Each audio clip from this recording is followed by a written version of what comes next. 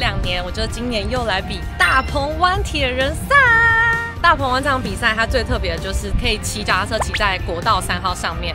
但是因为我近期刚好在准备台北马全马，练比较多跑步，然后也比较少在游泳跟骑车。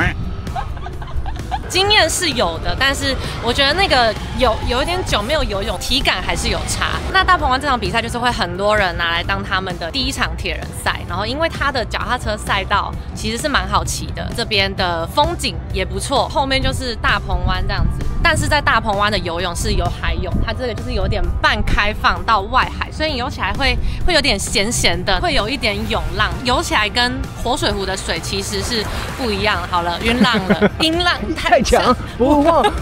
今天是礼拜6，然后报到跟试游，时间的关系，今天就不试游啦，明天直接上，保重啦。明天到不了就是被捞上岸嘛。那大鹏湾铁人赛呢，通常都是在12月，所以如果比较怕冷的人，大家游泳的话可以准备防寒衣，但是我记得应该还是要看大会有没有公告哦。我刚刚看了一下，昨天的水温好像是23度，现在其实蛮怕的是怕冷哦，现在有点冷啊，年纪大了就是会有点膝盖会痛。对。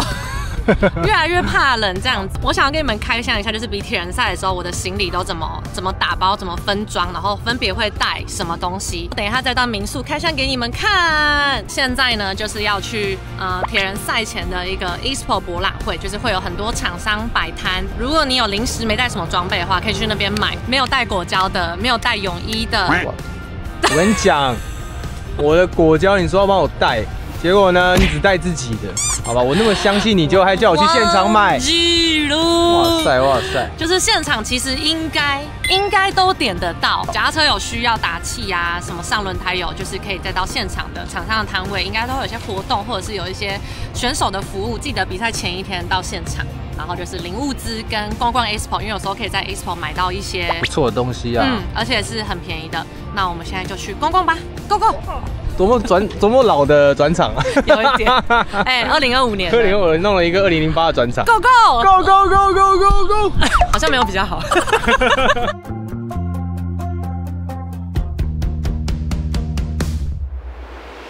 我要先来报道。你好。我不知道。香哎，我都忘记带。这个智障把我们的物资放在家里。他是用本名还是？我的身份证也不见了耶！有这种比赛不上心的人。我们现在报到完了，然后呢，后面这位雷包呢要去找地方打个气。修正一下你的说法，请修正你的说法。我们现在来到这里，帮你加油打气一下好不好？因为我们开了长途的车啊，所以我想说把那个链条油再重新补一补。前轮呢，因为我想说比赛的时候再把气打跑一点。所以也是要打气，加油打气，要加油，加油。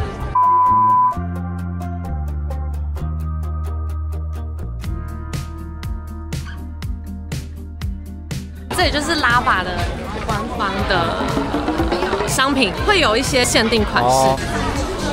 这个叫什么？你知道吗？哇塞，铁人踹不坏。台湾 LV， 这可以装你游泳完湿衣服。哦，魔鬼战哇，这个我会想要哎，粘在你的包包上。牛铃，大家比赛是那个加油的牛铃，对不对？旁边人会加油。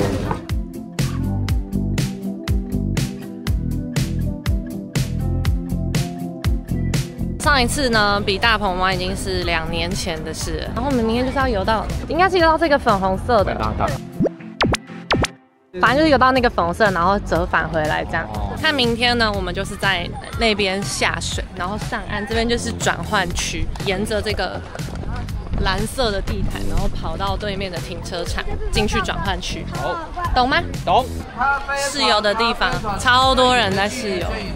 今年的游泳路线跟之前比较不一样，是有一个 L 型，所以等于说到前面这个最远的粉红色的浮球左转，然后再看到粉红色再左转回来就回来了。比赛前呢要记得看一下那个选手手册，选手手册在大会的 Facebook 或者是活动的社群网站上面都可以找到。自行车就是你看骑到国3，你看路线说明 A B C A B C A， 所以骑两圈啊？对，骑2圈。好，会经过大鹏湾的那个桥，经过这个桥之后下去一个地方折返回来，再上一个桥回来就要到了，就差不多了。没错，所以大家比赛前要记得看选手手册，选手手册很重要，注意你的交车时间、你的出发时间、转换区，有时候有些比赛是 T1 跟 T2 是不一样的，然后还要注意一下就是比赛的路线，虽然说路上可能都会有标示，但是我觉得赛前呢，看清楚比赛的路线跟知道比赛的赛道的状况呢，是身为选手的基本责任。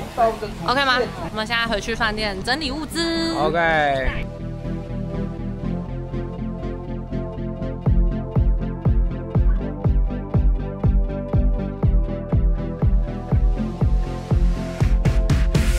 好了，我现在绑完头发，回到饭店，然后来跟你们分享一下，就是每次比铁人赛我都怎么打包我的行李。这个包是之前在 CT 的时候买的，我觉得很好用，可以放行李。然后这边还有一个可以放安全帽，所以你就不会忘记。然后鞋子我都会用一个鞋带，就是把跑鞋跟卡鞋放在一起，然后袜子就一起放在鞋带里面。然后还会带一些放松的小滚筒。再来，这个是毛巾衣，是试游完之后你上岸可以穿着毛巾衣，然后再骑脚踏车回民宿。比铁人赛的时候，大家可以记得带着毛巾衣。再来呢，我会准备2袋，一袋这个就是放泳镜的，我有带了2、3副备用的蛙镜，然后还有除雾剂跟一顶备用的泳帽，就是你试游的时候可以带。这一袋呢，就是比赛的东西，我会把它这样子独立包起来，比较不会混乱。就是会把要试游的泳衣放在里面，跟比赛当天要穿的衣服，女生的运动内衣，我会挑选比较素色，然后支撑力也够。我选这种细肩带是觉得就是肩膀这边比较不会有压迫感。三铁衣，然后还有跑步会要戴的跑帽、风镜。号码布袋，比铁人的时候呢，通常都会使用这个号码布袋，然后我会多带一个这个束口袋，去试游的时候或者是去报道什么的，拿很多东西，然后你背着太大的包包就不太方便，所以我会准备一个这种小的束口袋，还有补给、车表。然后呢，我们现在来整理一下比赛的物资。之前有跟大家分享，是你在领到物资的时候，记得都要先在现场检查好，要有号码布、晶片，会有这个名字在后面。车贴跟安全帽贴，重要的比赛的泳帽。通常铁人赛泳帽就是分龄分组的，如果说你跟你朋友的年纪差比较多的话，你们的泳帽可能颜色会不一样。然后这一场呢，它就是没有分龄，大鹏湾是采 Rolling Start 的出发方式，会站一排，然后它一次会放1排人出去，然后过个5秒再放下一排的人出去。纹身号码贴，选手晚宴的手环。这次呢，我戴这顶 K Plus 10周年的这个配色，非常的帅气。然后有些比赛它是只有一个贴纸，有些是2个，所以大家要记得看清楚。但其实它在这个上面都会有安全帽钟呢，就是贴在你的额头正前方，粘一粘。我会把它粘在下面一点点，因为假如说前面还要插风镜的话，比较不会挡到风景。安全帽左要贴在安全帽的左边，因为左边才有摄影师。噔噔，贴完了。比铁人的时候，我们都会用这个号码布袋，因为会游泳，铁衣会湿掉，然后加上搭的三铁衣材质比较特殊，所以我会比较不忍心在自己的三铁衣上面穿洞，就是这样子穿过去，然后把这个扣起来。你游泳上岸的时候，骑车的时候，就可以直接这样子把这个号码穿在这边。我自己是习惯用这个，就是也推荐大家用这个。当然，大家如果没有的话，都可以到迪卡侬买。再来呢，就是纹身号码贴，起床的时候再贴，就是真的是比赛前再贴。要记得贴的时候要先把这个，它这边有一个透明膜。要先撕下来。之前有些惨案，有些人的那个贴纸直接印到这个透明膜上面，这真的很重要，要记得把透明膜撕下来，再把它粘在你的手臂上。粘的位置呢，也要看一下每一场比赛的选手手册，有些规定可能要粘在左手，有些规定在右手，然后有些要规定你在哪里。所以大家比赛前呢，就是特别要研读一下选手手册，因为通常我们贴车贴都是不想要胶粘到车上，在之前的影片也有教大家，但就是有鉴于脑容量没有很大，加上一段时间没比赛，记忆力有点不太好，就是要有一点，不要全部都粘在上面，它这个要对准哦。有吗？没有，歪了。这个地方再把它减小一点，它就不会这么的狼。反正就大概这样啦，你懂我意思吗？那如果大家有更好的方式的话，请告诉我。我刚在确认选手手册的时候，才发现这个不是选手职业的手环，是选手手环，就是明天要戴着你才能进入转换区，所以我刚刚赶紧就把它捡回来。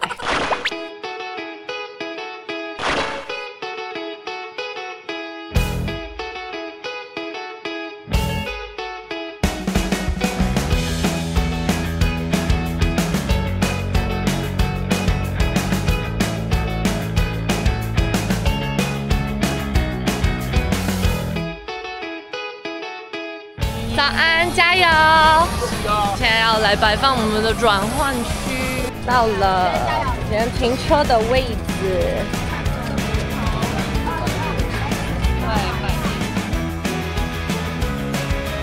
通常呢，我这边会再放一个毛巾，游泳上岸的时候可以擦脚，擦完脚呢穿袜子，吃果胶，就可以穿卡鞋补个妆，安全帽跟风镜。所以515的转换区就是这样摆。然后你骑车回来之后呢，其实就相对来说比较容易了，就是车放好，帽子、风镜放好，然后戴上跑帽，或者是有些人是戴头带，就是换成跑步的装备跟跑鞋。所以顺序其实是前面要把你的卡鞋放在比较前面，然后后面才是跑步要用的东西。大家可以带2条毛巾，一条是铺在底，一条是放在前面，你上岸就可以直接擦脚。叮叮，转换区摆完了，我要准备去下水了。今天没有伙伴帮我录，所以等一下呢就会看到我游泳上岸的照片。我应该会顺利回来。拜拜。我回来啦！漂漂亮亮再出发，那必须，这个很重要，这个胜过一切。没错。我刚才都会还被掐脖子哎，因为有一个人从后面这样，太浪漫。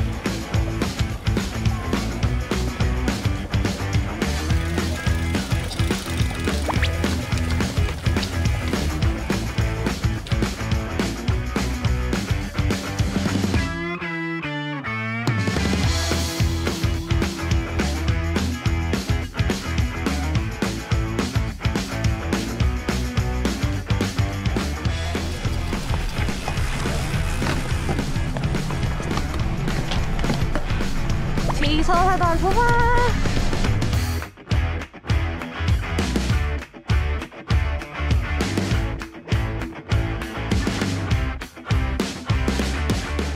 准备上国道喽！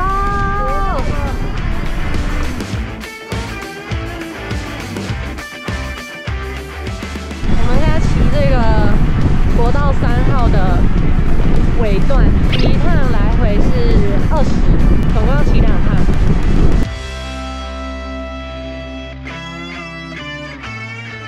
我在国道3号上骑车。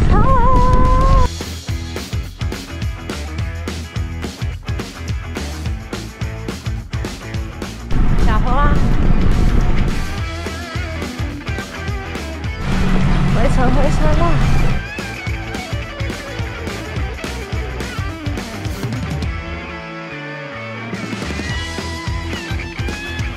加油！加油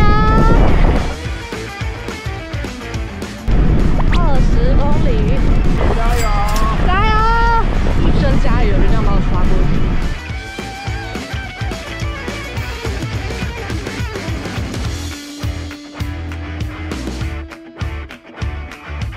上桥啦！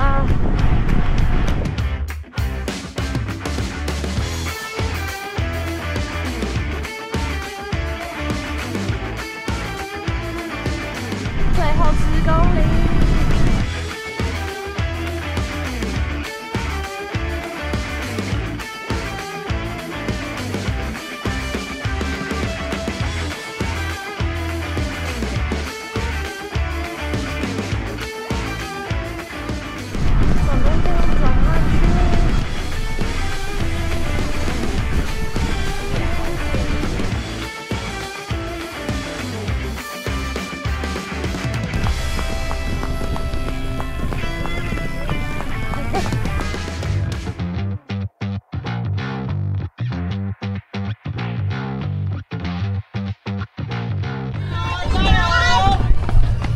步出发，解除封印啊！前面的同学小心啊！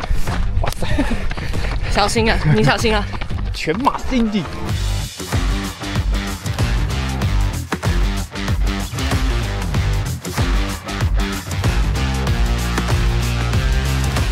平均配速537，我现在脑中有一首歌，我们数到3一起唱。听海哭的声音。人各有喜好。尿一下，厕所。比铁人赛比这么多场，第一次想尿尿。来上厕所。我们还要很久吗？有人要出来了吗？在山铁赛上厕所很困。很麻烦，应该游泳的时候就要上一上。哇塞，感觉喝了水之后健步如飞哦。解除封印，然后又减轻身体重量。封印一层一层解哦，一层一层拨开我的心。介绍一下乔啊，在上坡的时候就是一定要介绍点什么东西吧。好狠，你好狠哦！人生南台湾的 Golden State。真的吗 ？Golden State Bridge。那也是挺好听的。帅气啊！我跟你说，嘿，不要讨厌上坡，因为这个上坡就是跟人生一样，有高潮就有低潮，所以有上坡就有下坡。对，高潮过了就是低潮，那你可以低潮过了就有高潮了。那你可以练习不要喘气的，就是讲这一段。加油！大家帮你加油！加油！露露加油！露露加油！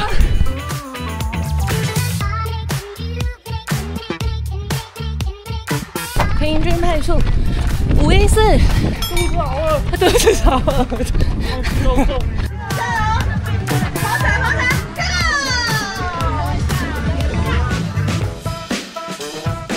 5公里，平均配速多少？520，50，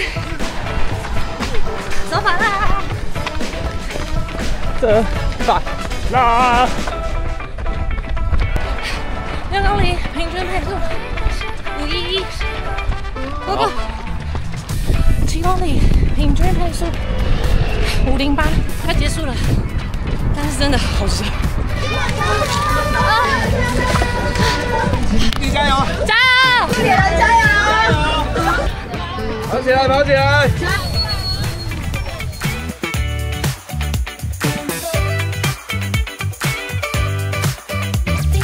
8公里，最后2公里。9公里，平均配速515，最后1公里。Go go， 到了啦！到了啦！太棒了！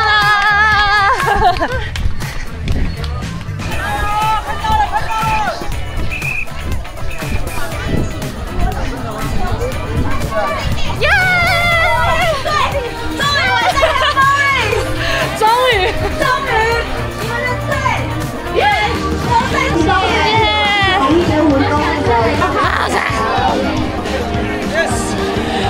代替黑队去把最后面再做善后的动作。谢谢，谢谢。